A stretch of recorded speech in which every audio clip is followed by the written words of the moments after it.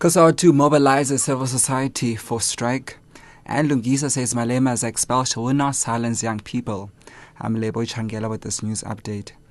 COSATU has mobilized the country's civil society for tomorrow's general strike against labor brokers and e-tolling. 32 marches have been planned across the entire country, making it one of the biggest mass protests in years.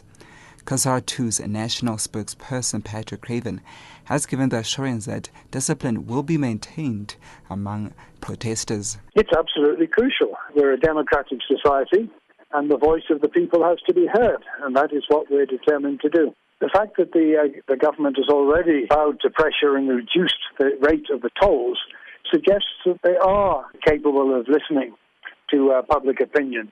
And if we can do it once, we can do it again, because we're not happy with just a reduction. The actual amount was never the key issue, but the principle of having to pay for using our public assets. The Public Servants Association says it will join the protest. Deputy General Manager NYDA says e-tolling system should be condemned as it represents yet another tax on all South Africans. He says the rationale behind the introduction of the system is not clear. The clerk says motorists are already paying a fuel levy, which can be effectively utilized to upgrade and maintain public roads. COSATU says the protest is protected. It says it expects 100,000 to participate in the protest. National Youth Development Agency Chairperson Andile Lungisa says the expulsion of the ANC Youth League President Julius Malema will not silence young people. He's been officiating at the handing over of a 17.5 million rand farm and tomato processing plant to two emerging young black farmers at Cook House in the Eastern Cape. The NYDA negotiated with the Rural Development and Land Reform Department on behalf of the two men. The department bought the farm from its commercial farm owner and will lease it to the two farmers for 10 years.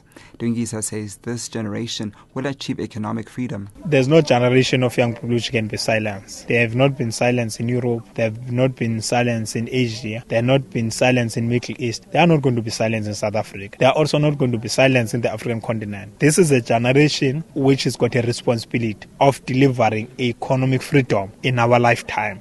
And the trial against the man dubbed the Birthday Rapist, Mlungi Mchali, will continue in the Johannesburg Magistrates Court this morning. Mchali was mistakenly released after serving 4 months for a minor sentence and was re-arrested last weekend. He faces 128 charges, including more than 30 counts of rape, kidnapping, assault, and robberies and theft. The 7th rape victim is testifying in camera due to the sensitivity of the case. NPS spokesperson Mthunzimhaga says they found out last Wednesday that Correctional Services had released Mchali when he failed to appear in court. Haga says investigations are underway to determine what led to the release. He was requisitioned from prison by an investigating officer who was investigating a case of escaping from lawful custody that dates back to 2008. He was brought to a court where he pleaded guilty to escaping and was sentenced to 3 months. After serving that 3-month sentence, he was released by Correctional Services officials. Well, he was supposed to be remitted to a facility for awaiting trial in prison, which is a matter that is still under investigation by Correctional Services.